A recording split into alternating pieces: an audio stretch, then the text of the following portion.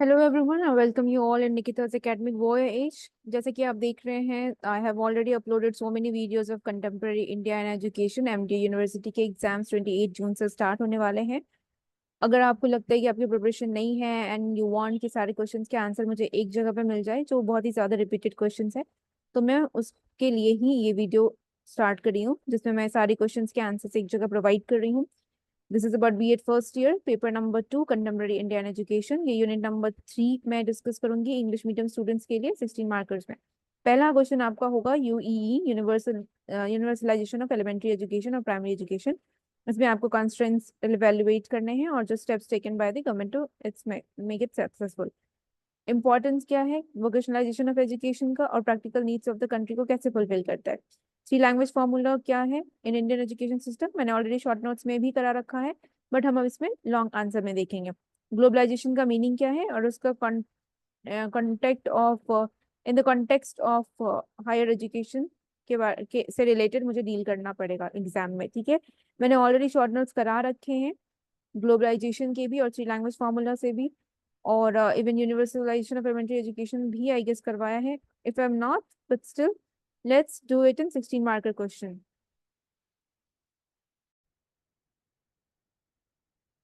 Basics आपको पता है, मैं थोड़ा बहुत डिस्क्राइब करूंगी, otherwise just try to listen जो मैंने एग्जाम्स के पर्पज से लिखा है। यूनिवर्सलाइजेशन ऑफ एलिमेंट्री एजुकेशन, इसके प्रॉब्लम्स को हम यहाँ पे देखेंगे, रेमेडी क्या होगी और सजेशंस क्या दोगे आप। यूईई refers to the original origin refers to the origin of global initiative which aimed at ensuring that every child, regardless of their socioeconomic background, gender, geographical location, or any other factors, has access to quality primary education। तो आप यहाँ पे देख सकती हो कि आपकी जो भी बैकग्राउंड हो, economic background, socio economic background, gender, geographical location या फिर कोई भी फैक्टर्स, ये क्या करती है आपको ये सारे factors has access to quality primary education, ठीक है। तो आप यहाँ पे क्या देख सकते हैं कि you can see the collaborative efforts from governments. Government जो है कोलाबोरेटिव एफर्ट्स लगाते हैं, एजुकेशनल इंस्टीट्यूशंस भी, NGOs, communities and international bodies. तो इन सभी का क्या रोल होता है, that they come together and they try to improve the education according to the situation, according to the needs, ठीक है। So this is an I'm really sorry, it refers to the ongoing global initiative, ठीक है। यहाँ पे ongoing global initiative होगा, not origin। So it is an ongoing global initiative, universalization of elementary education, जिसका M क्या है, ये ensure करती है कि हर चिल्ड्रन, हर चाइल्ड जो है, regardless of their socio economic background, gender, geographical location, or any other factors, has access to quality primary education. We can see collaborative efforts from government। Government की तरफ से collaborative efforts दिखता है, education institutions की तरफ से दिखता है, एनजीओज की तरफ से, कम्युनिटीज की तरफ से, प्लस इंटरनेशनल बॉडीज, जैसे कि इंटरनेशनल बॉडीज में आपके आ जाते हैं यूनाइटेड नेशन, डब्ल्यूटीओ, ठीक है, आईसीसी, G20, नेटो। तो ये सारे जो है एक साथ आकर के एजुकेशन से रिलेटेड मामलों में डील करते हैं थ्रू दिस initiatives, ठीक है। So this initiatives such as building schools, training teachers, providing free and compulsory education। आप क्या कर रहे हो, free and compulsory education provide कर रहे हो। इम्प्लीमेंटिंग इंक्लूसिव, आप क्या चीज की बात कर रहे हो, इम्प्लीमेंट करने की इंक्लूसिव प्रैक्टिसेस को। एंड ऑफरिंग फाइनेंशियल सपोर्ट भी ऑफर कर रहा हो। सो स्टेक होल्डर्स जो है, जितने भी स्टेक होल्डर्स होते हैं वो क्या करते हैं, एक साथ काम करते हैं। तो स्टेक होल्डर्स वर्क टुगेदर, वो एक साथ काम क्यों करते हैं, to remove barriers to education, education से रिलेटेड जितने भी बैरियर्स हैं उसको रिमूव करने में, और इक्वल अपॉर्चुनिटीज को प्रमोट करने के लिए, for all children to learn and thrive. वो जब लर्न करेंगे और ग्रो करेंगे, थ्राइव करेंगे, so they would get job on the basis of their education. तो आगे जा करके उनके जो फ्यूचर नीड्स हैं और जो फ्यूचर गोल्स हैं वो अच्छी तरीके से फुलफिल होंगे। By ensuring quality primary education, जब आप इंश्योर कर देते हो प्राइमरी क्वालिटी एजुकेशन को, so by ensuring this what happens, we lay foundation and creation of more equitable and just society. Basically क्या हो रहा है, एजुकेशन से रिलेटेड सारे टॉपिक्स हैं, तो आप इक्विटेबल सोसाइटी की बात कर रहे हो, जस्ट सोसाइटी की बात कर रहे हो, फेयरनेस की बात कर रहे हो, राइट। आप इक्वालिटी प्रोवाइड करने की बात कर रहे हो, क्वालिटी प्राइमरी एजुकेशन प्रोवाइड करने की बात कर रहे हो। तो जब आप ये इंश्योर करते हो कि आप क्वालिटी प्राइमरी एजुकेशन प्रोवाइड कर रहे हो, तो आप किस चीज की फाउंडेशन कर रहे हो और क्या क्रिएट कर रहे हो, ज्यादा इक्विटेबल सोसाइटी और जस्ट सोसाइटी को। तो इसका जो एक्सप्रेशन है it found in the article 45 of DPSP. तो directive principles of state and policy में आप आर्टिकल 45 है free and compulsory education for children up to age 6 years, आप ये देखोगे जहाँ चाइल्ड केयर की बात होती है। सो ये क्या इंश्योर करते हैं कि all children gate quality primary schooling, ठीक है, क्वालिटी प्राइमरी स्कूलिंग जो है वो मिले सारे चिल्ड्रन को। इसके ग्लोबल गोल जो है बैक्ड बाय यूनेस्को, तो it's global goal is backed by UNESCO for sustainable development and equity. तो जो ग्लोबल ग्लोबल गोल है, सबने देखा ना कि ये ऑन गोइंग ग्लोबल इनिशिएटिव है यूईई। तो इसका ग्लोबल गोल क्या होगा? अगर ये ग्लोबल ऑनगोइंग ग्लोबल इनिशिएटिव है तो what is the aim of global goal initiative? तो backed by, it was backed by UNESCO. UNESCO जो है ये इसमें रोल प्ले करते हैं for sustainable development and equity. Government program जैसे कि Sarva Shiksha Abhiyan SSC for free and compulsory education, आप यहाँ पे मिड डे मील स्कीम भी कर सकते हो because of that school enrolment increases and drop out decreases. Okay, gender parity in education is vital और क्रूशियल। जेंडर पैरिटी क्या है? वाइटल है, क्रूशियल है in UAE. challenges like infrastructure gaps and teachers shortages persist। तो challenges में क्या है? Infrastructure gaps है, अच्छी बिल्डिंग्स नहीं है, अच्छे क्लासरूम्स प्रोवाइड नहीं किए जा रहे हैं, रिसोर्सेज प्रोवाइड नहीं किए जा रहे हैं, शॉर्टेज हो रही है, ठीक है। So these are some challenges that they face. अब यूएई में आप क्या मेंशन करोगे प्रॉब्लम्स के बारे में? क्या क्या प्रॉब्लम्स है जो फेस किए जा रहे हैं? एक तो पहला है कि फाइनेंस का प्रॉब्लम है, ठीक है, फंडिंग का प्रॉब्लम है, रीस्ट्रक्चरिंग अच्छे से नहीं है, प्रायोरिटी होनी चाहिए। Illiterate parents, 70% of them are illiterate parents. Girls education provide कराना चाहिए, तो गर्ल्स के एजुकेशन पे उतना ज्यादा ध्यान अभी भी नहीं है, प्रायोरिटी नहीं सेट हो रही है, इलिटरेट पेरेंट्स हैं, रीस्ट्रक्चरिंग नहीं है, फाइनेंस का इशू है, पोवर्टी इशू है, स्टैग्नेशन एंड वेस्टेज है एलिमेंट्री और प्राइमरी एजुकेशन में, डिफेक्टिव करिकुलम है, करिकुलम अपडेटेड नहीं है, एजुकेशन ऑफ हैंडीकैप चिल्ड्रन और डिसेबल्ड चिल्ड्रन, उनको अच्छे से एजुकेशन नहीं मिल रहा, क्वालिफाइड पुअर टीचर। सो टीचर्स क्या है? Sorry, qualified teachers and poor infrastructures. Teachers क्या है आपके? क्वालिफाइड हैं, क्वालिफाइड नहीं है, आई एम रियली सॉरी। तो प्रॉब्लम क्या है कि there is no qualified teachers, no there is no qualified teachers and their poor infrastructures, ठीक है। तो अब आप अंडरस्टैंड करो and then try to mug up कि क्या क्या है। Finance issue, restructuring, priority issue, illiterate parents, girls education, poverty, defective curriculum है, education of handicap children, no qualified teachers, poor infrastructures are there, stagnation and wastage in elementary education or primary education. These are some problems of UEE. ठीक है, अब infrastructure problems क्या है? अब देखो यहाँ पे इंफ्रास्ट्रक्चर के प्रॉब्लम्स में क्या दोगे कि इनसफिशिएंट स्कूल्स। इंफ्रास्ट्रक्चर क्या होता है? बिल्डिंग होता है, क्लासरूम्स होता है, ऑलरेडी हमने कर रखा है। तो लैक ऑफ क्लासरूम्स है, इनसफिशिएंट स्कूल्स है, टीचर शॉर्टेज हो रहे हैं, क्यों? क्योंकि इनएडिक्वेट टीचर्स हैं, लैक ऑफ ट्रेन और क्वालिटी एडुकेटर्स नहीं मिल रहे हैं, ट्रेन टीचर्स नहीं मिल रहे हैं, इनएडिक्वेट टीचर्स हैं, ठीक है, अच्छी क्वालिटी के टीचर्स नहीं है, एक्सेस एनरोलमेंट, लो एनरोलमेंट रेट्स हो रहा है, जेंडर डिस्पैरिटी आ रहे हैं। सो ये सारी चीजें क्या है? प्रॉब्लम्स है यूई के। रिटेंशन एंड ड्रॉप आउट्स, मैंने बताया था कि रिटेंशन क्या होता है आपका? हाई ड्रॉप आउट रेट्स हो रहे हैं और लिमिटेड सपोर्ट सिस्टम्स है।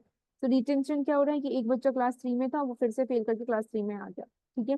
सो क्या हो रहा है आपका? हाई ड्रॉप आउट रेट्स है, लिमिटेड सपोर्ट सिस्टम से, क्वालिटी ऑफ एजुकेशन बहुत ही पुअर है, पुअर टीचिंग क्वालिटी, टीचर्स अच्छे नहीं है तो पढ़ाएंगे कैसे?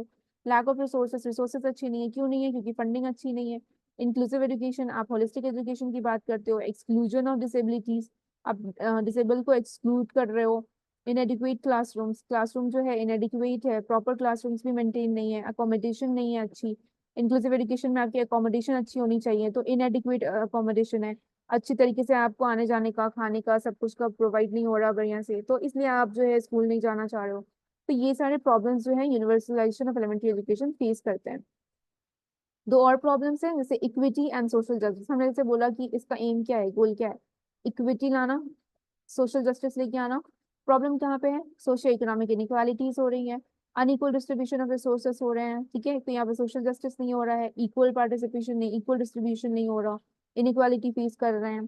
पॉलिसी इम्प्लीमेंटेशन बहुत ज्यादा डिले हो रहा है, करप्शन है पॉलिसी इम्प्लीमेंटेशन में, वीकर गवर्नेंस है, गवर्नेंस जो है वो बहुत ही वीक है, गुड गवर्नेंस नहीं है, lack of accountability and transparency, transparency नहीं है, अकाउंटेबिलिटी नहीं है। The above points show that the challenges faced in universalization of elementary education. So अब जितने भी हमने पॉइंट्स देखे वो प्रॉब्लम्स थे यूनिवर्सलाइजेशन ऑफ एलिमेंट्री एजुकेशन के, ठीक है। Let's do it again. Finance, restructuring, priority, illiterate parents, girls education, poverty, stagnation, wastage in elementary education, qualified teachers, for poor infrastructures, education for handicapped children, defective curriculum, stagnation and wastage in primary or elementary education. Infrastructure, teacher shortage, access and enrollment issue, retention and dropout issue, quality of education is poor, inclusive education, and then equity and social justice policy implementation. Now, what are the importance of UEE? आपके importance में आप क्या लिखोगे UEE के? क्यों UEE जो है वो important है? Constitution of India में ये एक special provisions है for UEE. ठीक है? Constitution of India makes a special provisions for UEE. The importance is based on an account of following consideration. तो importance किसके ऊपर based है? जो कॉन्स्टिट्यूशन में ऑलरेडी जो है स्पेशल प्रोविजन लेके आती है यूई के लिए. Enrichment of life of an individual, एक इंडिविजुअल के लाइफ को आप इनरिच करने की बात कर रहे हो. एक इंडिविजुअल, एक बच्चा स्कूल जाएगा, पढ़ेगा, एजुकेशन प्रोवाइड करेगा, एजुकेशन जो ग्रास्प करेगा, तो उससे क्या होगा, आप उस बच्चे की जो भविष्य को बना रहे हो, फ्यूचर उसका अच्छा कर रहे हो. प्रमोशन ऑफ वैल्यूज प्रमोट कर रहे हो, स्कूल्स के करिकुलम में आप वैल्यू एजुकेशन ऐड कर रहे हो. साइंटिफिक टेम्परामेंट इंक्लूड करने की बात की जा रही है, लीडरशिप क्वालिटी इंप्रूव करने की बात की जा रही है, आप प्रिजर्व कर रहे हो, प्रमोट कर रहे हो कल्चर को. ठीक है. डेवलपमेंट ऑफ वोकेशनल एफिशिएंसी और ट्रेनिंग, तो आप क्या कर रहे हो, वोकेशनल ट्रेनिंग और एफिशिएंसी को डेवलप कर रहे हो. Development of basic essentials of a quality life, आप basic essentials of basic development of basic essentials, जो बेसिक नीड्स है, बेसिक एमिनिटीज है, उसकी डेवलपमेंट की बात कर रहे हो. क्यों? क्योंकि इंसान को एक क्वालिटी लाइफ मिल सके, इसलिए. Development of basic and upgraded skills, आप बेसिक स्किल्स प्रोवाइड करो, अपग्रेडेड स्किल्स प्रोवाइड करो. इससे क्या होगा, आपके स्टूडेंट्स जो है वो अच्छे होंगे, आगे जा करके उनको अच्छी नॉलेज मिलेगी. This is some importance of UEE. अब हम देखते हैं मेजर्स और रेमेडी. आप क्या मेजर्स निकालोगे, रेमेडी क्या निकालोगे, है ना. यूनिवर्सलाइजेशन ऑफ एलिमेंट्री में आप जब प्रॉब्लम बता रहे हो, आप इंपॉर्टेंस बता रहे हो, तो आप मेजर्स और रेमेडी भी बताओगे. तो मेजर्स और रेमेडी में क्या लिखोगे, प्रायोरिटी टू एलिमेंट्री एजुकेशन. हमने वहां देखा कि और रीस्ट्रक्चरिंग एजुकेशन में प्रॉब्लम थी, प्रायोरिटी नहीं है, तो सेट प्रायोरिटी. ठीक है. Set priority to elementary education, restructuring education, rational use of finance, provide proper fund or rational use of finance. ठीक है. Provide proper fund, bridge the gap between boys and girls educations, don't discriminate between them, provide quality education. So you could write one more words like provide quality education to rural children. Okay, because slum area children, rural children are not getting adequate education. So these are some basic things that you could do to enhance the gap or to remove the problems of UEE. 6 is preventing wastage and stagnation. हमने जितने भी problems देखे ना, उस चीज को यहाँ पे लिखना है. With the help of preventing promotion of adult literacy, education of disabled person, equalizing education opportunities for SCs and STs, facilities to poor students, reform in education administrations. तो आप रेमेडी में क्या लेकर के आ रहे हो, आप बोल रहे हो कि प्रायोरिटी सेट करो एलिमेंट्री एजुकेशन के लिए, रीस्ट्रक्चर कर दो एजुकेशन को, रैशनल यूज लेकर के आओ फाइनेंस का. फाइनेंस जो है इक्विटेबल डिस्ट्रीब्यूशन होना चाहिए उसका, according to the needs of the schools and the curriculum. Gap bridge करो, गैप को रिड्यूस करो, और बॉयज एंड गर्ल्स के एजुकेशन को इक्वल अपॉर्चुनिटी प्रोवाइड करो. क्वालिटी एजुकेशन लेके आओ रूरल चिल्ड्रन के लिए, because rural children, rural area के स्टूडेंट्स जो है बहुत ज्यादा प्रॉब्लम फेस करते हैं. प्रिवेंट करो वेस्टेज एंड स्टैग्नेशन को. Provide good nutrition to your students और योर चाइल्ड. प्रमोट करो एडल्ट लिटरेसी, एजुकेशन जो है डिसेबल पर्सन के लिए लेके आओ, मार्जिनलाइज ग्रुप्स के लिए लेके आओ. इक्वलाइज कर दो एजुकेशनल अपॉर्चुनिटीज को, चाहे वो SCs हो, STs हो, OBCs हो, EWS हो, कोई भी हो. फैसिलिटी प्रोवाइड करो पुअर स्टूडेंट्स को. रिफॉर्म्स लेके आओ एजुकेशन एडमिनिस्ट्रेशन में. इससे तो ये सारी चीजें क्या है, आप रिफॉर्म्स लेके आ रहे हो, मेजर्स के बारे में बात करो.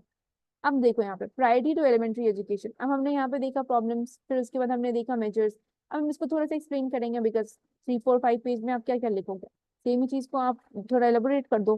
तो प्रायोरिटी टू एलिमेंट्री एजुकेशन, तो एलिमेंट्री एजुकेशन में प्रायोरिटी आप कैसे लाओगे. Decline in expenditure in this sector, जो भी एक्सपेंडिचर है, जो भी खर्चा हो रहा है, उसको डिक्लाइन कर दो इस सेक्टर में, शुड बी रेज्ड. ठीक है. So decline in expenditure in this sector should be raised. Okay.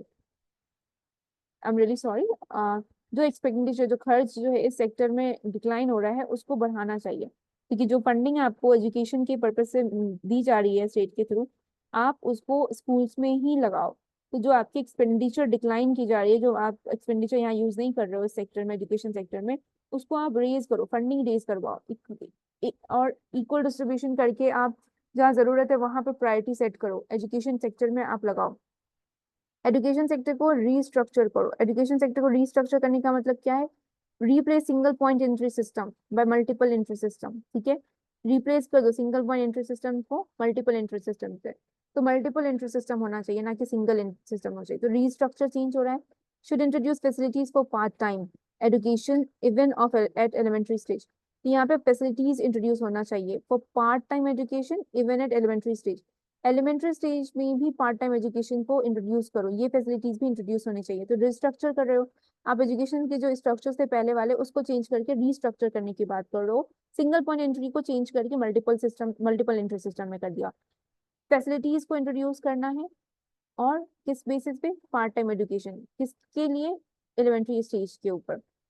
जो बच्चे एलिमेंट्री स्टेज पे हैं उनके लिए भी आप पार्ट टाइम एजुकेशन लेके आओ, ये भी फैसिलिटीज उनको प्रोवाइड करो। Rational use of finance. Finance का रैशनल यूज का मतलब क्या हुआ? Using community resources. कम्युनिटी की जो रिसोर्सेज हैं उसको यूज करना in man material monetary terms. तो आप क्या यूज कर रहे हो? जो लेबर आपके लग रहे हैं या फिर जो भी आपको स्टाफ चाहिए स्कूल के लिए, जो भी नेसेसरी चीजें चाहिए, मटेरियल चाहिए मॉनेटरी टर्म्स पे, वो सारी चीजें को मतलब यूज करो, ठीक है। Bridging the gap between boys and girls. Gap needs to be filled, ठीक है, फिल्ड फॉर यूनिवर्सलाइजेशन। आप यूनिवर्सल एजुकेशन प्रोवाइड कर रहे हो, यूनिवर्सल एक्सेस दे रहे हो, तो आपका बॉयज और गर्ल्स से क्या मतलब है? दोनों को मिलना चाहिए।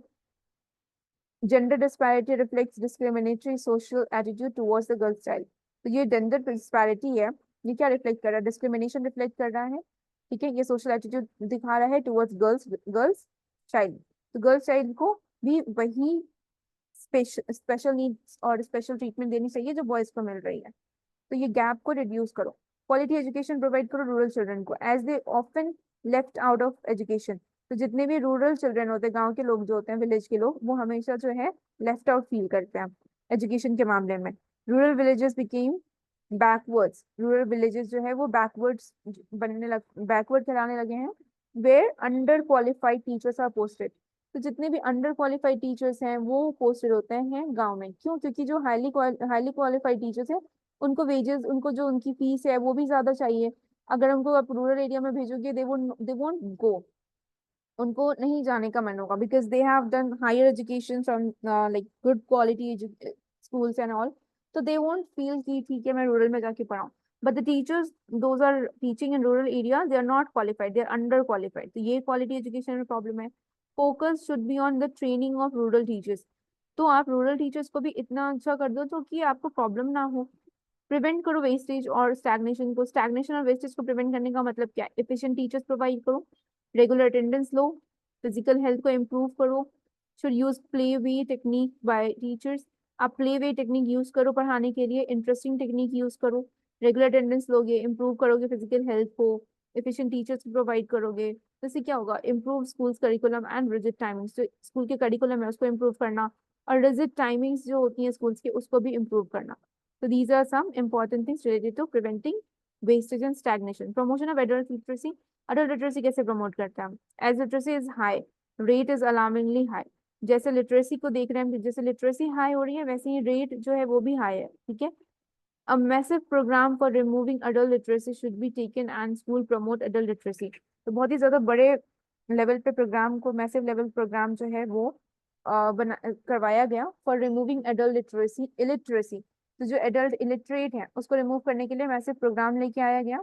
That should be taken and should promote adult literacy. आप ऐसा कैंपेन लेके आ रहे हो बड़ा सा, जिसको चलाने के बाद जिसको उस कैंपेन या प्रोग्राम को करवाने के बाद जो है लोगों के अंदर ये आएगा कि एडल्ट लिटरेसी प्रोवाइड करो। जो एडल्ट इलिटरेट हैं उनको जो है लिटरेट होना चाहिए। Education for disabled. So it should make special programs for disabled or handicapped. तो special programs लेके आना चाहिए handicapped और disabled person के लिए। Like वो already disabled हैं, that doesn't mean कि उनके पास कोई problem है। They are also human beings, they are also like us. So उनके साथ अलग programs लेके आना ताकि जो उनको सहूलियत हो। Take efforts to minimize dropouts rates among them. तो जो ये हैंडीकैप पीपल होते हैं उसमें से ट्राई करो कि उनकी ड्रॉप आउट रेट्स जो है वो बहुत कम से कम हो। फैसिलिटीज प्रोवाइड करो पुअर स्टूडेंट्स को, जो रूरल और स्लम एरियाज में रहते हैं चिल्ड्रन, वो डिप्राइव्ड ऑफ एजुकेशन होते हैं, उनको एजुकेशन की बहुत ही कमी होती है, they don't get education properly. So they should get free books, mid day meal, free uniform etcetera, need part time education, तो उनके लिए क्या चाहिए आपको, फ्री बुक्स चाहिए, मिड डे मील चाहिए, ठीक है, फ्री यूनिफॉर्म चाहिए, they need part time education and employment.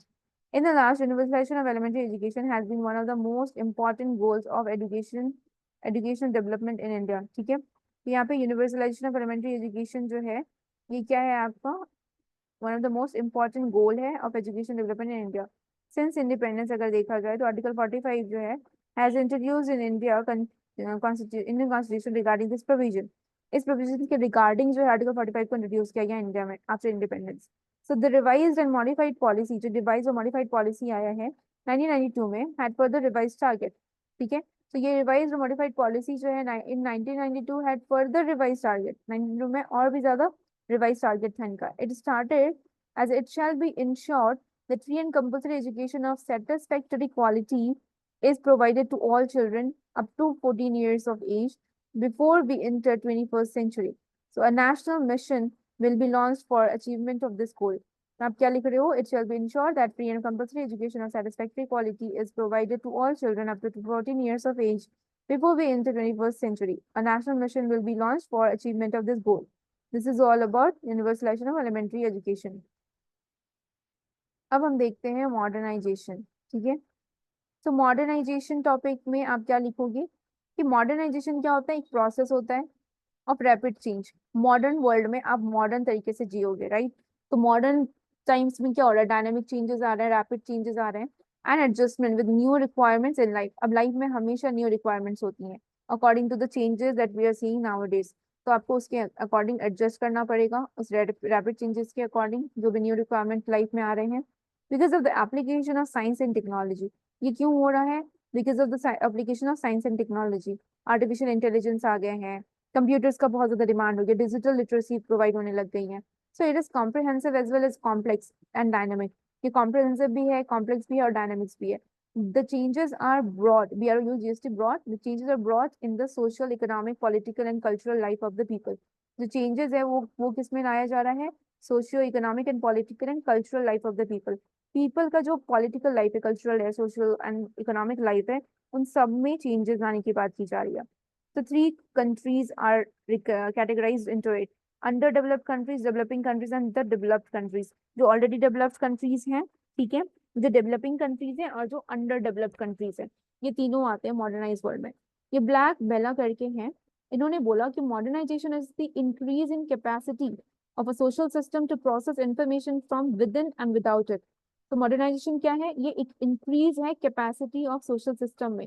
Social system का जो कैपेसिटी है उसके में इंक्रीज जो हो रही है टू प्रोसेस द इंफॉर्मेशन, ठीक है। आप इंफॉर्मेशन प्रोसेस कर रहे हो सोशल सिस्टम में, कैसे कैपेसिटी, कितनी कैपेसिटी आपकी इसको प्रोसेस करने की, within and without it, ठीक है। तो this is according to Black Bella, modernization is the increase in the capacity of social system to process the information from within and without it. Now modernization society believes in what? So modernization society किसमें believe करती है, coexistence में, cooperation में, uncompromise में। modernization society coexist करेंगी, cooperate करेंगी, compromise करेंगी। in fact it is bringing less advanced nations, ये less advanced nation जो है उनको लेके आती हैं at par with the advanced countries। तो यहाँ पे modernization में क्या हो रहा है, ऐसी सोसाइटी जो कोऑपरेट करती हैं, कोएग्जिस्ट करती हैं, कॉम्प्रोमाइज करती हैं, ये सोसाइटी लेस एडवांस नेशन को लेकर के आती है instead of calling advanced countries, ठीक है। जैसे for example USA, Russia, Germany and Japan are the models of modernization. तो यूएसए, रशिया, जर्मनी, जापान क्या है, ये मॉडर्नाइजेशन के मॉडल्स हैं। एग्जांपल में आप क्या दोगे, education for women, reduce poverty, enhance quality of life, adoption of scientific farming, ठीक है। आप एजुकेशन ला रहे हो वुमेन के लिए, जेंडर डिस्पैरिटी रिड्यूस कर रहे हो, पॉवर्टी रिड्यूस कर रहे हो, आप प्रोवाइड कर रहे हो education to marginalized groups, and enhance कर रहे हो क्वालिटी ऑफ लाइफ को, अडॉप्शन ऑफ साइंटिफिक फार्मिंग वो, ठीक है ना। कॉजेज ऑफ मॉडर्नाइजेशन, आखिर मॉडर्नाइजेशन होने का क्या कॉज है, तो मायरन विनर, ठीक है, WEINER, ये कैपिटल W होगा, ठीक है। Myron Weiner speaks of 5 main tools which make modernization possible. वो कौन से 5 मेन टूल्स हैं अकॉर्डिंग टू मायरन विनर, ये है education, mass communication, ideology based on nationalism, charismatic leadership, coercive government authority. Education, mass communication, ideology based on nationalism, charismatic leadership, coercive government authority. So these are 5 main tools with which we can make modernization possible. ये according to Myron Weiner है, ठीक है, Myron Weiner. According to Myron Weiner 5 rules क्या है? Education, mass communication, ideology based on nationalism, charismatic leadership, coercive government authority. Okay, education, mass communication, ideology based on nationalism, charismatic leadership, coercive and government authority. Now, what are the characteristics of modernization education? Characteristics क्या है? Technology integration, आप technology integrate कर रहे हो, student centre learning लेकर के आ रहे हो, क्रिटिकल थिंकिंग प्रोवाइड कर रहे हो स्टूडेंट्स के अंदर, कोलैबोरेटिव लर्निंग लेकर के आ रहे हो, एंड ग्लोबल पर्सपेक्टिव भी लेके आ रहे हो। So these are some characteristics. आप कैरेक्टरिस्टिक्स लिख करके एक ब्रैकेट डाल दो और उसमें आप ऐसे डाल दो technology integration, student centre learning, critical thinking, collaborative learning, और जो भी आगे हमने देखा ग्लोबल पर्सपेक्टिव, ठीक है। This is all about your characteristics of modernization. Technology integration में आप क्या कर रहे हैं? यूजिंग डिजिटल टूल्स, ठीक है। Technology integration using digital tools. Resources to enhance teaching and learning experience, you are using resources, क्यों यूज कर रहे हो रिसोर्सेज को? ताकि आप टीचिंग एंड लर्निंग एक्सपीरियंस को एनहांस कर सको, ठीक है, बेटर बना सको। स्टूडेंट सेंटर लर्निंग है, स्टूडेंट के प्रति मतलब स्टूडेंट के भी हाथ में जो है लर्निंग हो रही है, तो focus is on individual students needs, ठीक है। एक इंडिविजुअल स्टूडेंट का जो नीड है उस पर फोकस किया जा रहा है स्टूडेंट सेंटर लर्निंग में। Emphasise on their interest and abilities, एक स्टूडेंट्स का क्या इंटरेस्ट एबिलिटी है उस पर फोकस किया जा रहा है। क्रिटिकल थिंकिंग लेके आ रहे हो, प्रॉब्लम सॉल्विंग स्किल्स लेके आ रहे हो, analysis, education, so these are some important things which develop critical thinking in one of the students of your class.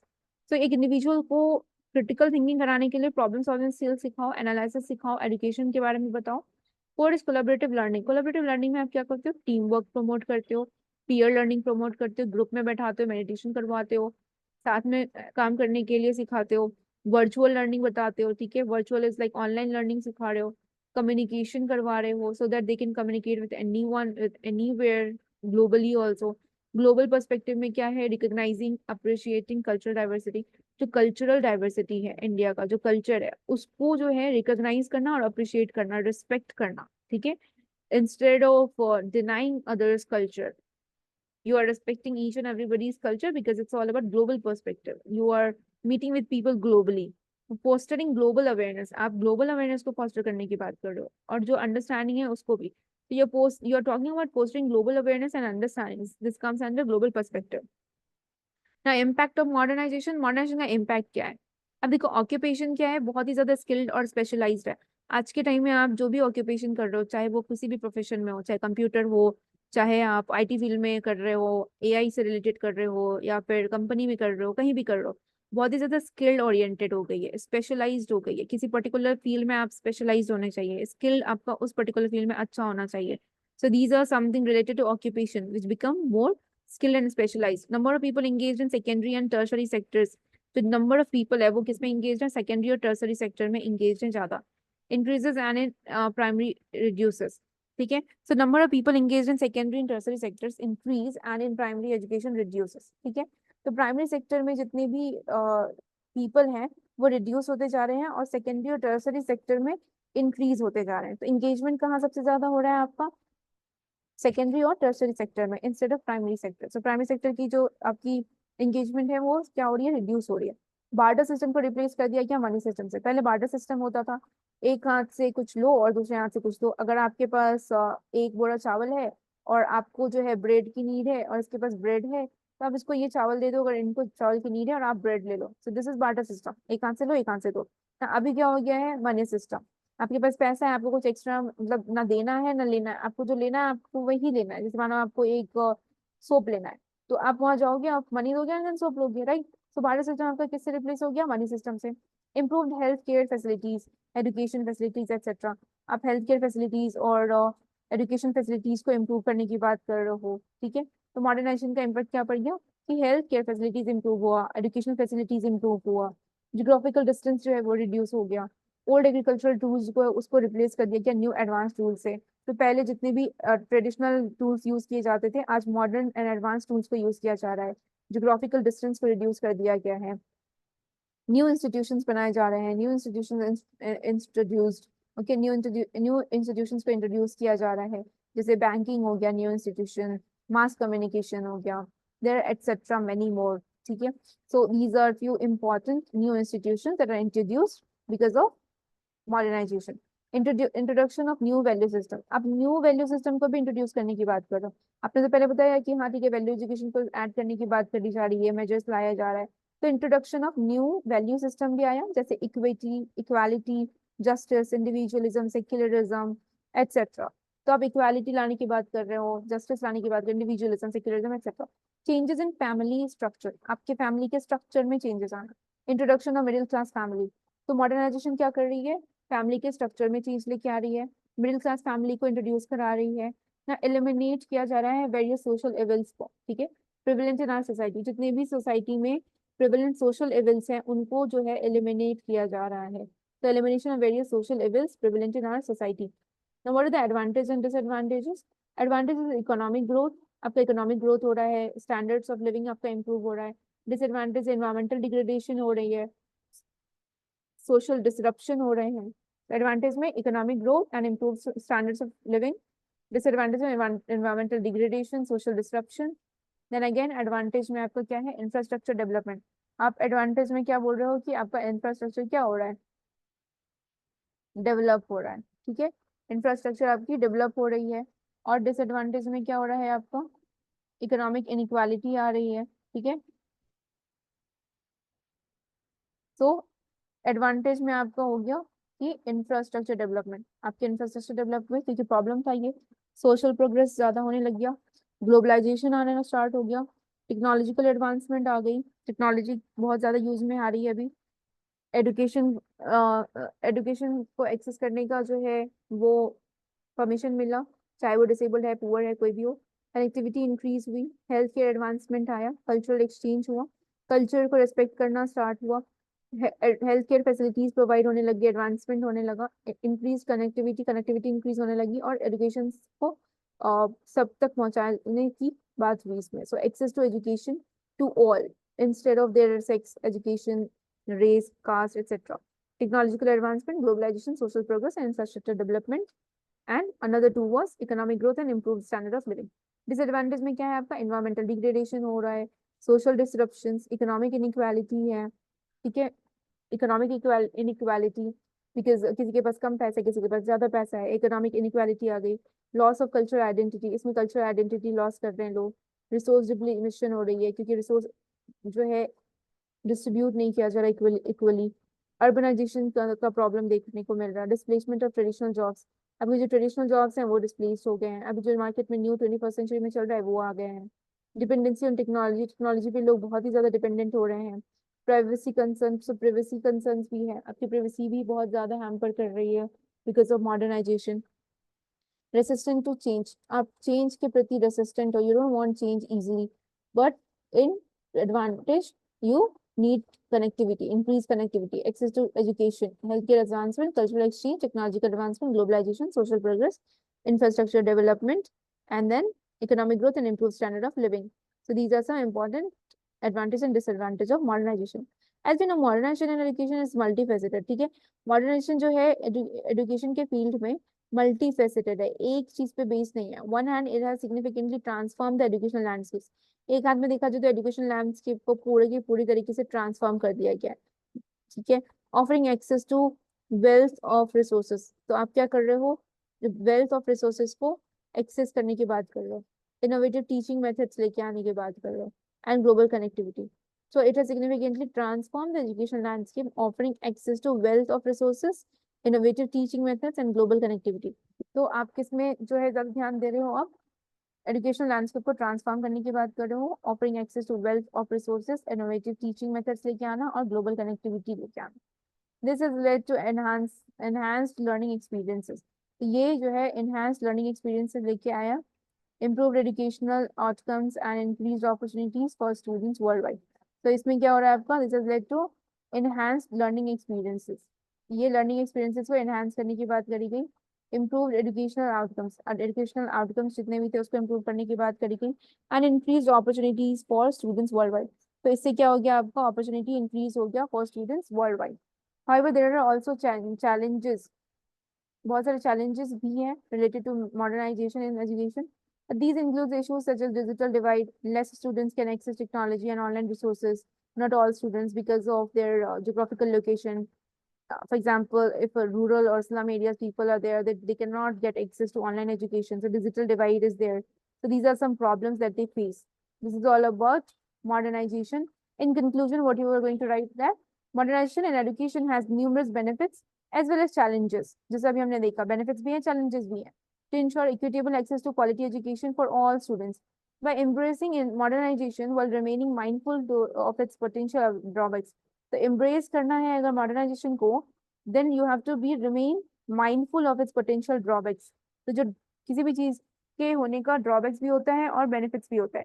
So we can strive to create a more inclusive, effective and future ready education system. तो इससे क्या हो जाएगा? By embracing modernization while remaining mindful of its potential drawbacks, we can strive to create a more inclusive, effective, and future-ready education system. Assessment of current education system. तो पहले आप क्या कर रहे हो? मैंने यहाँ पे एक फ्लो चार्ट बनाया है, process of modernization and education. पहले आप असेसमेंट कर रहे हो करंट एजुकेशन सिस्टम का.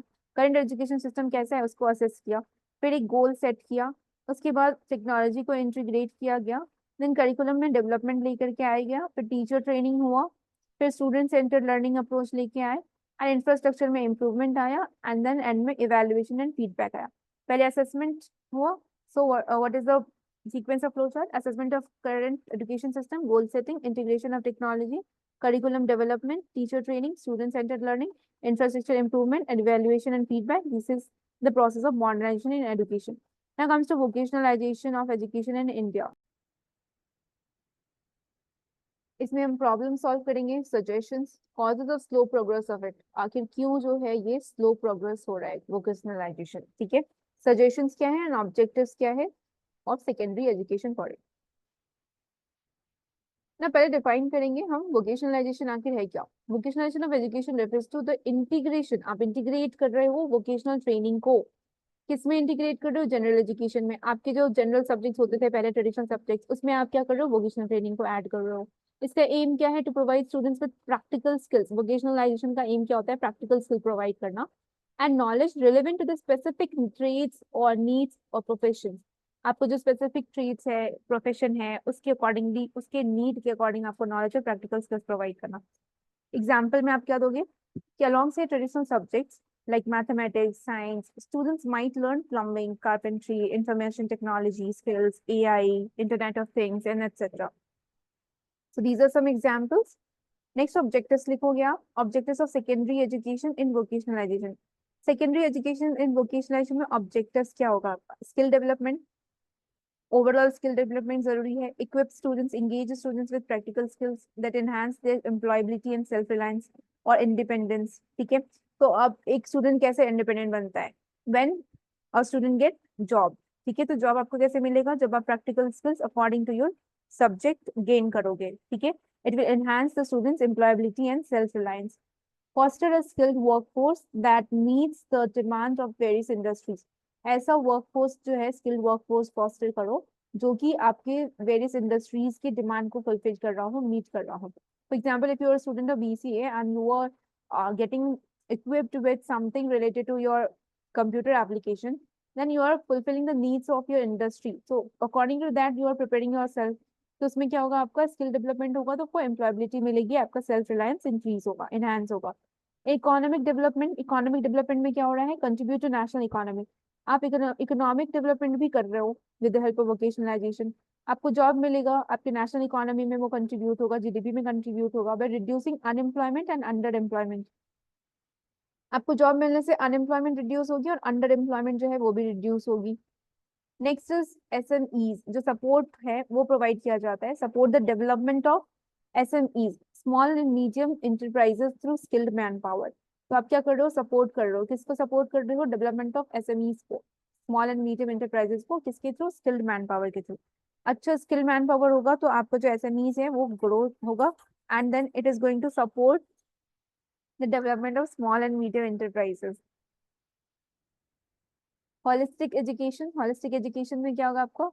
It provides a well rounded. Holistic means मैंने आपको बहुत बार बताया है, ओवरऑल. ठीक है, well rounded education experience provide करता है. इनकरेज करते हैं development of critical thinking, problem solving and technical skills को. तो होलिस्टिक एजुकेशन में आपका well rounded education experience, critical thinking, problem solving and technical skills, ये सारा आ जाएगा. Social equity. Is like social equality provide करना, इक्वल अपॉर्चुनिटी प्रोवाइड करना for all from diverse socio economic background. Different socio economic background से जितने students आते हैं उनको इक्वल अपॉर्चुनिटी प्रोवाइड करना, this is social equity. What are the problems being vocationalization, behind vocationalization? अब problems क्या क्या है वोकेशनलाइजेशन के पीछे?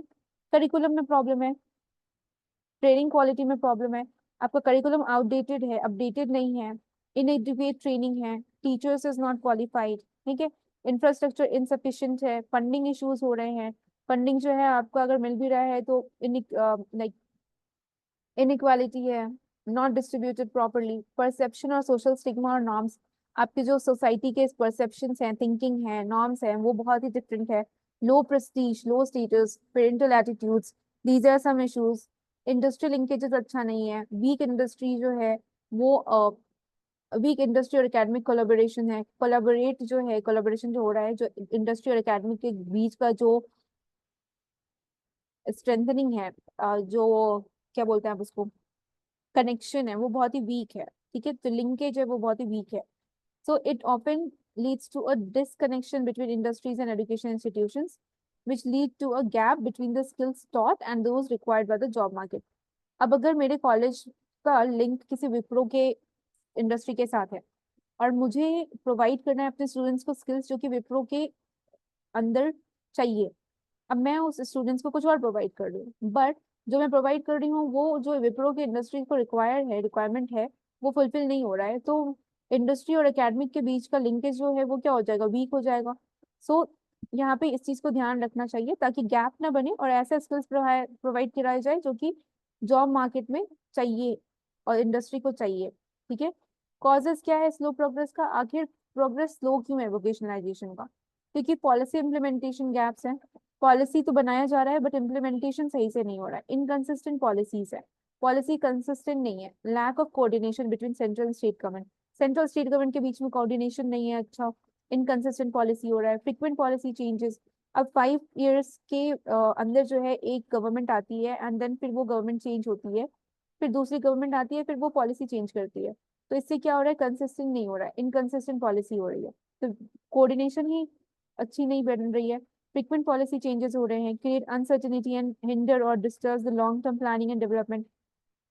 आप बीच में ही पॉलिसी को चेंज कर दोगे, अभी 3 साल पहले कुछ और था, अभी अचानक से जो है नए गवर्नमेंट आने की वजह से फिर से पॉलिसी चेंज हो गई, तो इससे क्या हो रहा है, आपकी अनसर्टिनिटी बढ़ रही है, आपके लॉन्ग टर्म प्लानिंग और डेवलपमेंट को जो है ये डिस्टर्ब कर रहा है, ठीक है। इकोनॉमिक फैक्टर्स में क्या होगा, रिसोर्स एलोकेशन, इकोनॉमिक प्रायोरिटीज, तो इकोनॉमिक फैक्टर्स में क्या हो गया, आपको लिमिटेड फाइनेंशियल रिसोर्सेज प्रोवाइड किया जा रहा है और allocated to vocational education compare to mainstream education. जितने मेन स्ट्रीम एजुकेशन वाले लोग होते हैं, जैसे आपके जैसे मैथमेटिक्स बैकग्राउंड के हो गए जिनको इंजीनियरिंग में जाना है या फिर मेडिकल में जाना है, so they are getting good amount of economic funds, right, but resource allocation उनमें अच्छा है, लेकिन वोकेशनलाइजेशन के लिए लिमिटेड फाइनेंशियल रिसोर्सेज प्रोवाइड किया जा रहा है। इकोनॉमिक प्रायोरिटीज है, इकोनॉमिक कॉन्स्ट्रेंट्स है, जो कि often lead to prioritization of other sectors over education and training, तो दूसरे सेक्टर्स को ज्यादा प्रायोरिटाइज किया जा रहा है, दूसरे सेक्टर्स को ज्यादा प्रायोरिटी मिल रही है compare to education and training. Education system बहुत ही रिजिड है, रिजिड एजुकेशन पाथवेज है, एक traditional education system does not provide enough flexibility, जो ट्रेडिशनल एजुकेशन सिस्टम अभी तक चलती आ रही थी वो आपको इनफ फ्लेक्सिबिलिटी नहीं प्रोवाइड कर रही है फॉर स्टूडेंट्स, ताकि वो स्विच कर सके between vocational and general education streams. आपको जनरल एजुकेशन स्ट्रीम्स में मैथ्स पढ़ रहा है, साइंस पढ़ रहा है, उसके एजुकेशन में अगर आपने कंप्यूटर ऐड नहीं किया, कुछ एंटरप्रेन्योरशिप का सब्जेक्ट ऐड नहीं किया, तो उनको बहुत डिफिकल्टी आएगी स्विच करने में एक मेन स्ट्रीम एजुकेशन से वोकेशनल एजुकेशन में। बट स्टूडेंट को अगर पहले से ही ये प्रोवाइड करा जाए और उनके ट्रेडिशनल सब्जेक्ट्स में भी स्विच करने की ऑप्शंस हो, तो it will be easy for them. तो डिजिट एजुकेशन पाथवे है, असेसमेंट एंड सर्टिफिकेशन इशू है, असेसमेंट नहीं हो रहा है सही से, lack of standard assessment, daily basis पे, कंटिन्यूस बेसिस पे, वीक या फिर मंथ में या कुछ 6 महीने में, क्वार्टरली असेसमेंट नहीं हो रहा है, and certification process for vocational courses, तो सर्टिफिकेट प्रोसेस इश्यूज भी है। सर्टिफिकेशन इशू कैसे है, फॉर एग्जाम्पल किसी ने सर्टिफिकेशन ले लिया बट नॉलेज नहीं है, ठीक है, and there many more things. Suggestions क्या दोगे आप improvement for vocationalization of education? Curriculum में रिफॉर्म लेके आओ, अपडेट करो to match the current industry requirement and technological advancement, अब भी जो इंडस्ट्री को रिक्वायर है उसके बेसिस पे मैच करो और अपडेट करो, और टेक्नोलॉजिकल एडवांसमेंट जो अभी के टाइम में 21st सेंचुरी में जो चेंज होते जा रही हैं उसके अकॉर्डिंगली जो है करिकुलम रिफॉर्म होना चाहिए। इन्वॉल्व करो इंडस्ट्री एक्सपर्ट्स को करिकुलम डिजाइन और रिव्यू में। अगर आप करिकुलम डिजाइन कर रहे हो और रिव्यू कर रहे हो, जो पिछला अपडेटेड है उसको अपडेट कर रहे हो, तो आप किसी इंडस्ट्री एक्सपर्ट को लेके आओ according to your vocational subjects, उस इंडस्ट्री से जिस इंडस्ट्री से आपने अपने एकेडमी को लिंक करके रखा है, और उनको उनके एक्सपर्ट को बुला करके उनसे रिव्यू कराओ, उनको उनको बोलो कि डिजाइन करे आपका curriculum for your class. Enhancing infrastructure.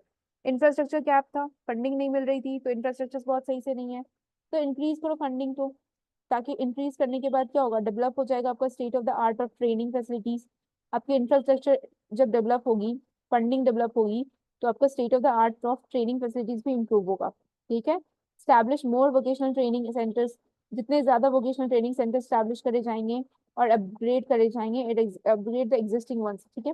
तो जो ऑलरेडी एग्जिस्ट कर रहा है आप उसको अपग्रेड करो, और मोर वोकेशनल ट्रेनिंग सेंटर्स को स्टैब्लिश करो। और कैसे स्टैब्लिश करोगे, एनहांस करोगे इंफ्रास्ट्रक्चर को, जब आपको फंडिंग इंक्रीज करी जाएगी तब। Changing perception. परसेप्शन कैसे चेंज हो रहे हैं, अब देखो, changing perception create awareness campaigns, highlights its benefits and potential for lucrative careers. तो it creates awareness campaigns. Perception कैसे चेंज होगा, अवेयरनेस कैंपेन लाने से। इसके बेनिफिट्स को हाईलाइट करो, पोटेंशियल को हाईलाइट करो, लुक्रेटिव करियर्स करियर्स के बारे में बताओ। सक्सेसफुल प्रोफेशनल को जो है इंकरेज करो from vocational backgrounds to share their stories.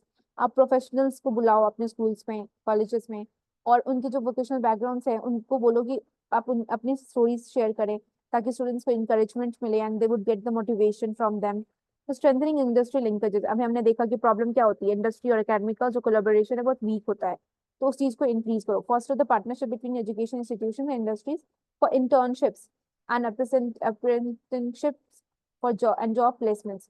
ठीक है, अप्रेंटिसशिप लाओ, इंटर्नशिप लेके आओ, और जॉब प्लेसमेंट को लेकर के आओ, और पार्टनरशिप करो एजुकेशन इंस्टीट्यूशन और इंडस्ट्रीज के बीच में। पॉलिसी एंड देन एस्टैब्लिश करो इंडस्ट्री एडवाइजरी बोर्ड्स को to guide vocational training programs. तो जब आप इंटर्नशिप ले रहे हो, अप्रेंटिसशिप या जॉब प्लेसमेंट की बात कर रहे हो, तब जो है इंडस्ट्री एडवाइजर को बुलाओ, स्टैब्लिश करो, और गाइड करो वोकेशनल ट्रेनिंग प्रोग्राम्स को। पॉलिसी एंड गवर्नेंस क्या होगा, आप अच्छी गुड गवर्नेंस लेके आओ, इंश्योर करो कि कंसिस्टेंट और सस्टेन्ड इम्प्लीमेंटेशन हो वोकेशनल एजुकेशन पॉलिसीज को। तो इम्प्लीमेंटेशन पॉलिसी जो है आपका अच्छा होना चाहिए, कंसिस्टेंट होना चाहिए, और सस्टेन होना चाहिए फॉर द लॉन्ग टर्म, जो है ये चले। प्रोवाइड इंसेंटिव्स फॉर स्टेट्स को इंसेंटिव्स प्रोवाइड करो, एंड इंस्टीट्यूशंस को भी, that successfully implement and innovate in vocational education। अगर वो सक्सेसफुली इम्प्लीमेंट इनोवेट करते हैं तो provide incentives for states and institutions. Next is problems behind it and suggestions for improvement. हमने ऑलरेडी डिस्कस कर लिया है, मैंने यहाँ पे ऐसे पॉइंट में लिखा है। Problems behind it: outdated curriculum and inadequate training, insufficient infrastructure and funding issues, perception and social stigma, industrial linkages, disconnection between education institutions and industries। Suggestions क्या दोगे, करिकुलम को रिफॉर्म्स लेके आओ, करिकुलम रिफॉर्म्स लेके आओ। ठीक है, करिकुलम अब आउटडेटेड है, देन अपडेट द करिकुलम, और take provide reforms in curriculum, enhance the infrastructure issue, change the perceptions of people and society and social stigma, strengthen the industry and academic linkages, policy and good governance, bring good policy or consistent policy and provide good governance. By addressing these challenges and implementing the suggested improvements, अगर आप ऐसे challenges को address करते हो और implement करते हो जो भी improvement आपने suggest किया है, then India can enhance the effectiveness of its vocational education system। तो इससे क्या होगा, इंडिया अपने vocational education systems को enhance कर पाएगा, thereby creating a more skilled and employable workforce। तो इससे क्या हो जाएगा, आपको बहुत ही ज्यादा skilled और employable workforce create होगा। vocational education में आप क्या क्या देख सकते हो फ्लो चार्ट में, training, skills, industry, professional, personal development, learning by doing. आप किसी चीज को करके सीखते हो, so here what is the concept, learning by doing, professional personal development and professional development, industry, skills, training, development, practical skills, lifelong career। ठीक है, lifelong learning and career oriented। तो ये सारी चीजें क्या आती हैं आपके वोकेशनल एजुकेशन में आती हैं। अब vocational education framework for India, इसमें आप कैसे डायग्राम बनाओगे, vocational framework for education in India. आप पहले क्या कर रहे थे, बेसिक एजुकेशन प्रोवाइड कर रहे थे सबको। ठीक है, तो आपके बेसिक एजुकेशन में क्या आएगा आपका, आईआईटीज, आईटीसीज, वोकेशनल स्कूल्स। अब ये किसके साथ कोर्स ब्रिज कर रहा है? सेकेंडरी एजुकेशन के साथ। और आईटी आईटीसी वोकेशनल स्कूल्स में क्या है? Polytechnics, community colleges. और ये सेकेंडरी एजुकेशन आपका इससे लिंक हो रहा है, पॉलिटेक्निक्स एंड कम्युनिटी कॉलेजेस से। अब आप पॉलिटेक्निक्स कम्युनिटी कॉलेजेस का ब्रिज कर रहे हो कोर्सेज को, किससे? Higher education, tertiary education, vocational university, affiliated colleges से। तो आपको पॉलिटेक्निक से जब स्टूडेंट्स निकलेंगे, कम्युनिटी कॉलेज से स्कूल स्टूडेंट्स निकलेंगे, तो क्या करेंगे? एम्प्लॉयमेंट मार्केट में जाएंगे। Higher education, tertiary education, vocational university, affiliated colleges से जब स्टूडेंट्स निकलेंगे तो एम्प्लॉयमेंट मार्केट में जाएंगे। तो यहाँ पे क्या हो रहा है? आपका कोर्स ब्रिज हो रहा है, इसमें भी ब्रिज हो रहा है कोर्स। यहाँ पे ITC, IT, vocational education, secondary education से लिंक कर रहे हैं। Higher education, tertiary education, vocational education, affiliated colleges, ये पॉलिटेक्निक एंड कम्युनिटी कॉलेजेस है। ठीक है। एंड में क्या आ रहा है आपका? Employment market.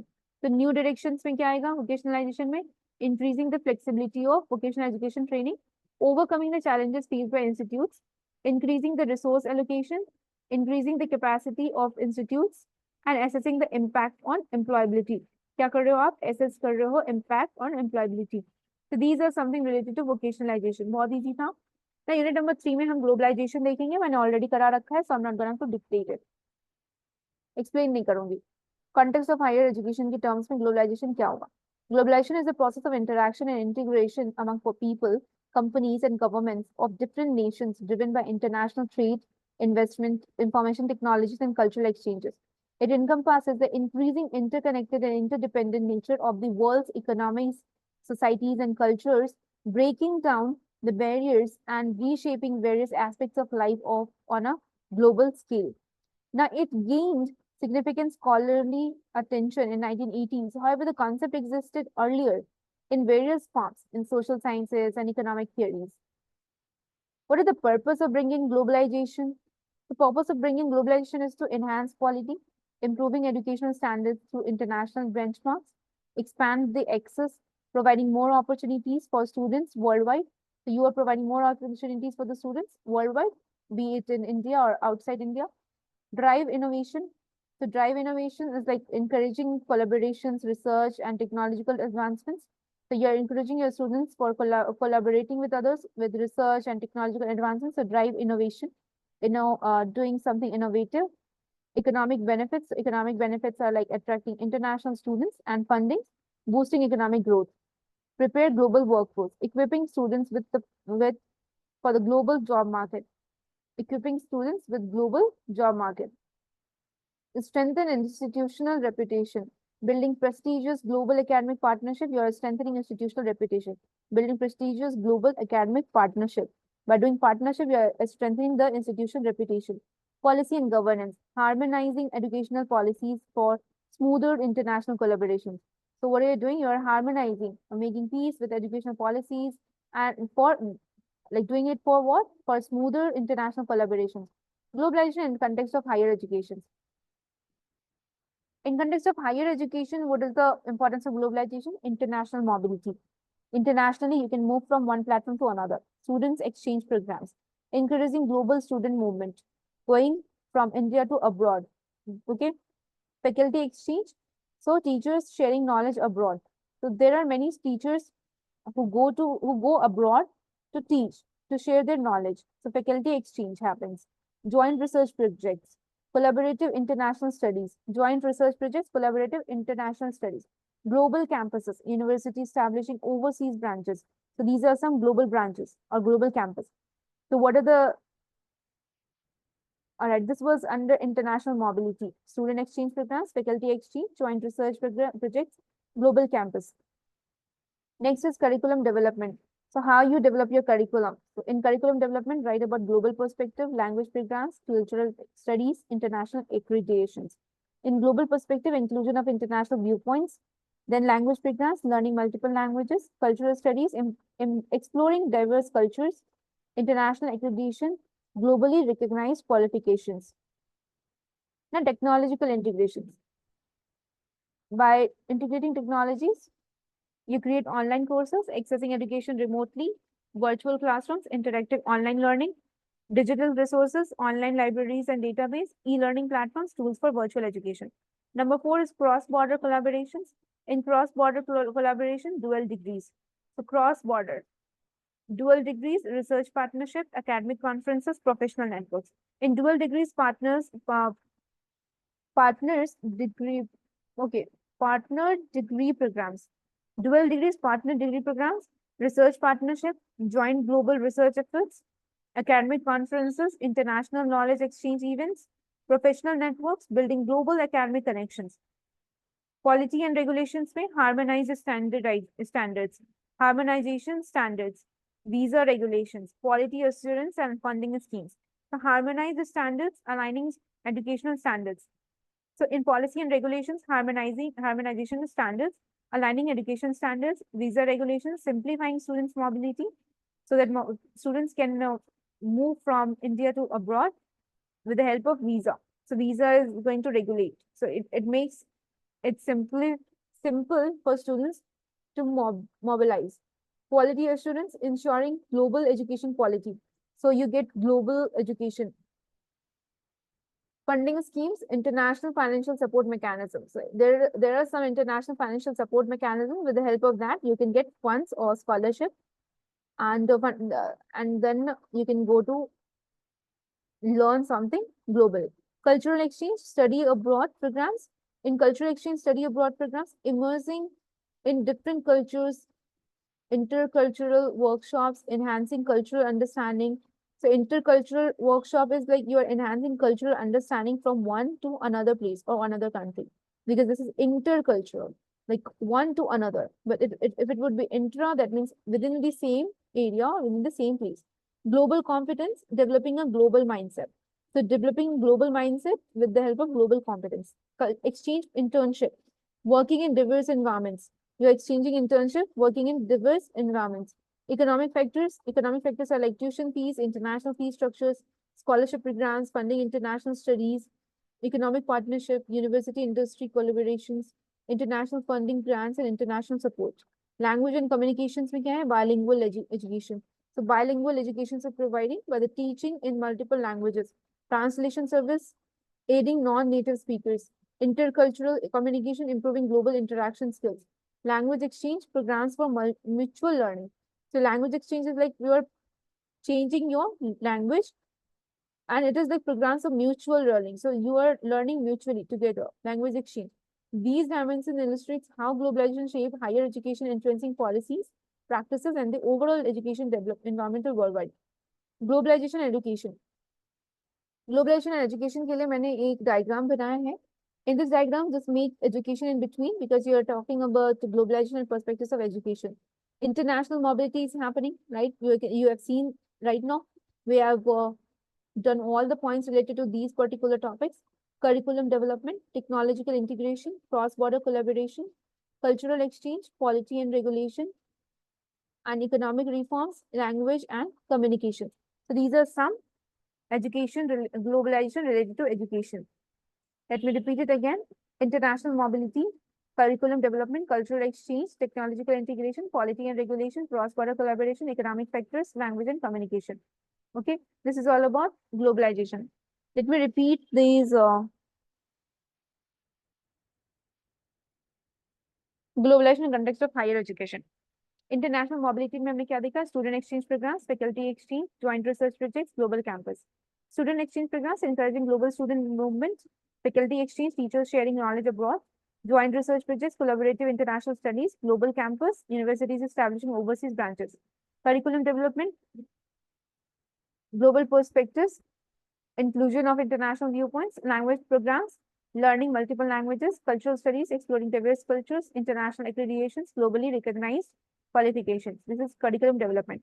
Technological integration, online courses, virtual classrooms, digital resources, e-learning platforms, technology integration, online courses, accessing education remotely, virtual classroom, interactive online learning, digital resources, online libraries and the database, e-learning platforms, tools for virtual education. Cross-border collaboration, dual degrees, research partnership, academic conferences, professional networks. Dual degrees, partner degree programs, research partnership, joint global research efforts, global academic conferences, international knowledge exchange events, professional networks, building global academic connections, policy and regulation, harmonize the standards, policy and regulation, harmonize standards, visa regulation, quality assurance, funding schemes. Harmonized standards, aligning education standards, visa regulations, simplifying students' mobility, quality of students, ensuring global education quality, funding schemes, international financial support mechanisms. Cultural exchange, study abroad programs, intercultural workshops, global competence exchange internships. Study abroad programs, immersing in different cultures in cultural exchange, intercultural workshops, enhancing cultural understanding, global competence, developing a global mindset, exchange internship, working in diverse environments. Economic factors, tuition fees, scholarship program, economic partnership, international funding. Economic factors, tuition fees, international fee structure, scholarship programs, funding international studies, economic partnership, university industry collaborations, international funding, grants, and international supports. Language and communication, bilingual education, translation fees, translation services, intercultural communications, and language exchange. In language and communication, bilingual education, teaching in multiple languages, translation service, aiding non-native speakers, intercultural communication, improving global interaction skills, language exchange, programs for mutual learning. So this is about language and communication. And at the end, these dimensions illustrates how globalization shapes higher education, influencing policies, practices, and overall education environmental worldwide. What are the diagram for education and globalization? This is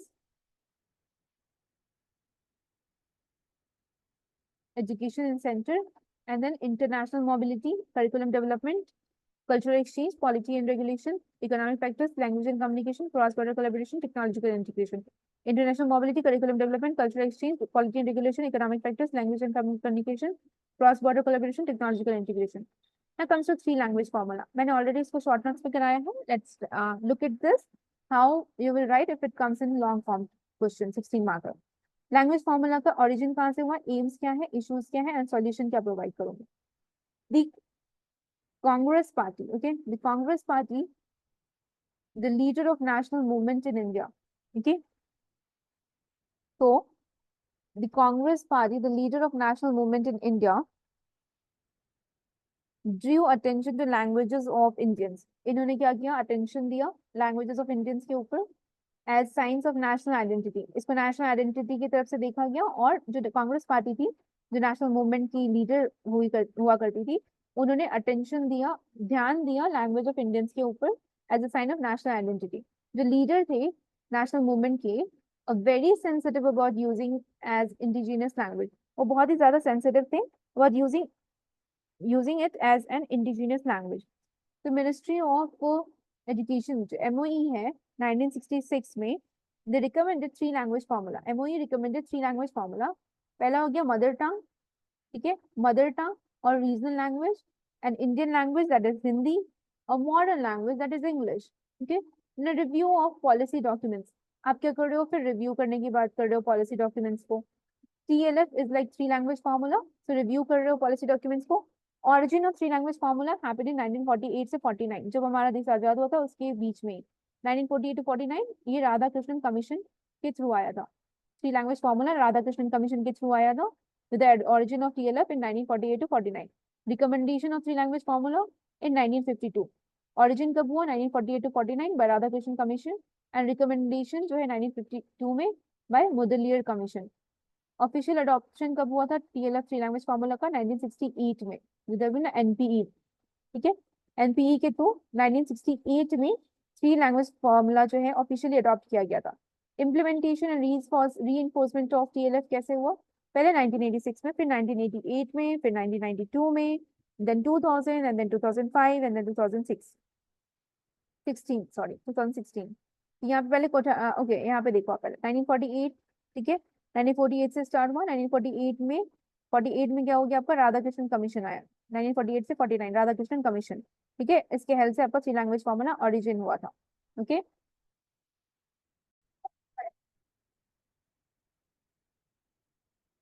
Radha Krishnan commission 1948 to 49. ठीक है, 1952 में Mudaliar commission आया था.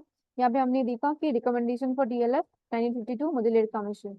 Then 1961 gap, then उसके बीच में gap है. 1964 में आपका जो है कोठारी कमीशन आया. ठीक है, 1964 to 66. एंड देन 1968 में NPE, 1968 में NPE. तो यहाँ पे क्या देख रहे हो, ऑफिशियली कब अडॉप्ट किया गया थ्री लैंग्वेज फॉर्मूला को, 1968 में NPE के थ्रू. देन 86 में आपका क्या है, एजुकेशनल पॉलिसी आया. एंड देन 2005 में एनसीएफ, ठीक है। फिर 2019 में न्यू ड्राफ्ट, 16 में न्यू ड्राफ्ट पॉलिसी। इसमें कैसे आ रहा है आपका, पहले राधाकृष्णन कमीशन 1948 से 49, Mudaliar commission 1952, NPE 1968, then education policy 1886, NCF 2005 and new draft policy 2016, और 1964 में कोठारी कमीशन 1964 से 66, मैंने ये छोड़ दिया, ठीक है। तो ये हो गया आपका review policy documentation three language formula का। अब एम, नीड, इंपॉर्टेंस सब कुछ सेम है। टीएलएफ का क्या होगा आपका, encourage and support regional language, remove inequalities which come up with respect to languages, promote multilingualism and national harmony, support linguistic diversity, learning language helps child's cognitive development। आप जब different language सीखते हो तो brain का जो है development ज्यादा होता है, तो cognitive development happens। to cultivate national integration, interstate communication, developing Hindi as a link language, Hindi को link language की तरह यूज किया गया, डेवलप किया गया। Article 29, 350B, article 343, article 346, 347, 351। तो आर्टिकल 29 एंड 350B पहला, फिर आर्टिकल 343, 346, 347, 351 एंड में आर्टिकल 350A। ये सारे आर्टिकल्स आपके रिलेटेड हैं थ्री लैंग्वेज फॉर्मूला से। अब थ्री लैंग्वेज फॉर्मूला में मैंने यहाँ पे एक चार्ट बनाया है। इसमें आप लैंग्वेज में language 1, language 2, language 3, Hindi speaking states में mother tongue Hindi, and then English, and then modern Indian language. Non Hindi speaking states में मदर लैंग्वेज और रीजनल लैंग्वेज यूज होता है, फिर हिंदी या फिर इंग्लिश यूज होगा लैंग्वेज 2 में, और लैंग्वेज 3 में मॉडर्न इंडियन लैंग्वेज। तो दोनों में मॉडर्न इंडियन लैंग्वेज है, Hindi speaking, non Hindi speaking में। हिंदी स्पीकिंग में हिंदी लैंग्वेज यूज हो रहा है एज अ मदर टंग, और नॉन हिंदी स्पीकिंग में मदर लैंग्वेज और रीजनल लैंग्वेज जो वहाँ के लैंग्वेज है। लैंग्वेज 2 में आपका इंग्लिश है हिंदी स्पीकिंग में, और नॉन हिंदी में आपका इंग्लिश या हिंदी, एंड लैंग्वेज 3 में modern Indian language for both. ना मॉडर्न इंडियन लैंग्वेज में आपके कितने सारे लैंग्वेज कॉन्स्टिट्यूशन ऑफ इंडिया में लिखे गए हैं, ये 8 शेड्यूल में जो है मेंशन किया गया है of the Indian constitution. It contains 22 languages, 22 languages में which is recognized by as schedule language. इसको शेड्यूल लैंग्वेज बोला गया है 8 शेड्यूल में 22 लैंग्वेजेस। कौन से लैंग्वेज है, हिंदी, बंगाली, गुजराती, मराठी, मैथिली, नेपाली, पंजाबी, संस्कृत, आसामीज, बोडो, डोगरी, कश्मीरी, कोंकणी, कन्नड़ा, मलयालम, तमिल, उर्दू, सिंधी, संथाली, संथाली, मैत्री, और या जरूरी नहीं है आपको ये पूरा का पूरा मेंशन करने का। अगर आप इसमें से 4-5 भी देखिए एक्सेट्रा लगा दोगे, that is more than enough. ये ऐड कर देना बस। 8 schedule of the constitution contains 22 languages which is recognized as schedule language. ना इश्यूज इन इम्प्लीमेंटेशन, आखिर थ्री लैंग्वेज फॉर्मूला को इम्प्लीमेंट करने में क्या इशू आ रही थी। अनइवन इम्प्लीमेंटेशन, 3+1 और -1, ठीक है, ये हो रहा था, अनइवन इम्प्लीमेंटेशन हो रहा है। Hindi speaking states are not keen और interested to learn south Indian languages. Hindi speaking state south Indian language नहीं सीखना चाहते, उतने इंटरेस्टेड नहीं है। साउथ इंडियन स्टेट्स जो है इंग्लिश को बहुत ज्यादा मतलब सही फाइंड करते हैं, ये इंग्लिश है, okay. So south Indian states find English and regional languages more useful for their future. तो उनको हिंदी स्पीकिंग पसंद नहीं, उनको ज्यादा प्रेफर करना होता है, तो वो इंग्लिश ही प्रेफर करते हैं और regional languages. And providing education for all children in their mother tongue is a problem in many states. तो अगर एजुकेशन प्रोवाइड करना है उनके मदर टंग में सारे स्टूडेंट्स को, चिल्ड्रन को, according to their regional please, it is a problem in many states. People from regional language medium find it difficult to cope or tackle with English at higher studies। तो जो regional language के students होते हैं, regional medium के, उनको आगे चल के इंग्लिश में पढ़ना, हायर स्टडीज करना बहुत ही डिफिकल्ट हो जाता है, उनको टैकल करना बहुत ही डिफिकल्ट होता है। रीजन क्या है नॉन इम्प्लीमेंटेशन का, ये सारे तो इश्यूज हैं नॉन इम्प्लीमेंटेशन करने के। अब नॉन इम्प्लीमेंटेशन का इश्यूज क्या है, fear of heavy language load in school curriculum. अगर लैंग्वेज ऐड किया जाएगा तो लोड पड़ेगा स्कूल करिकुलम के ऊपर, ऐसा डर है। Duration for compulsory study of three language varies. जो ड्यूरेशन है कंपल्सरी स्टडी का, ठीक है, वो थ्री लैंग्वेज फॉर्मूला से वेरी करता है। तो duration of compulsory study of three language varies to up deliberating for dominated language that is more relevant in getting higher technical professional language। तो to opt deliberately for dominated language, जो dominated language है जिसके basis पे आपके सारे higher education provide किए जा रहे हैं, जो ज्यादा रिलेवेंट है हायर एजुकेशन को या फिर टेक्निकल और प्रोफेशनल एजुकेशन को गेन करने के लिए, सो आपको वहाँ पे ज्यादा अटेंशन देना पड़ेगा। Lack of adequate resources of additional languages और टीचर्स और टीचिंग मटेरियल। तो एडिक्वेट रिसोर्सेज नहीं है फॉर एडिशनल लैंग्वेज के लिए या फिर टीचर और टीचिंग मटेरियल्स के लिए। मेजर्स क्या लिया जा सकता है, formulate such a policy which is free from social political strategy. ऐसे पॉलिसी को फॉर्मुलेट करो जो कि फ्री है सोशल पॉलिटिकल स्ट्रेटजी से। फ्रीडम दो सबको to choose any 3 languages of the 8th schedule of the constitution और official language of the India. ठीक है, तो मतलब इतना फ्रीडम होना चाहिए कि अपने तरीके से वो चूज कर सकते हैं। जो भी 8th शेड्यूल में 22 लैंग्वेजेस लिखा गया है, उन सारे लैंग्वेजेस में से कोई भी लैंग्वेज को चूज किया जा सकता है या ऑफिशियल लैंग्वेजेस है। Focus on child requirement, child के रिक्वायरमेंट पे फोकस ज्यादा किया जा रहा है। Social growth, linguistic growth, cultural growth. ठीक है, तो चाइल्ड के रिक्वायरमेंट के ऊपर फोकस हो रहा है, social growth, linguistic growth and cultural growth. Make south Indian language compulsory for Hindi speaking, south Indian language को जो है compulsory, make south Indian language compulsory for Hindi speaking. अब यहाँ बोला जा रहा है कि हिंदी स्पीकिंग पीपल के लिए साउथ इंडियन लैंग्वेज जो है कंपलसरी कर देना चाहिए।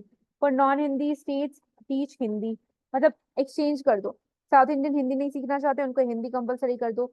नॉन हिंदी स्पीकिंग स्टेट्स को जो है उनको उनको हिंदी सिखाओ, एंड जो ऑलरेडी हिंदी स्पीकिंग है उनको साउथ इंडियन लैंग्वेज सिखाओ। तो this is all about 3 language formula. इसके साथ हमारा यूनिट 3 एंड होता है of contemporary India and education. इसमें मैंने प्रायोरिटी वाइज कराया है। पहले मैंने यूनिवर्सलाइजेशन ऑफ एलिमेंट्री एजुकेशन कराया, then modernization and then vocationalization. ठीक है, उसके बाद ग्लोबलाइजेशन एंड देन उसके बाद 3 लैंग्वेज फॉर्मूला। So make sure to listen to it very carefully. मैंने इसे इसलिए थोड़ा बड़ा बनाया है ताकि आपको आगे जाकर के प्रॉब्लम ना हो। ठीक है, ये कंटेम्प्रेरी इंडिया एंड एजुकेशन से रिलेटेड टॉपिक था, unit number 3। Okay, so let's meet in the next video. Till then, stay tuned. Don't forget to subscribe because आप बेल बटन दब जो है प्रेस कर लो, so that कभी भी कुछ भी मैं वीडियो निकालती हूँ, you can get notification that. All right, so stay tuned. Bye bye. Take care.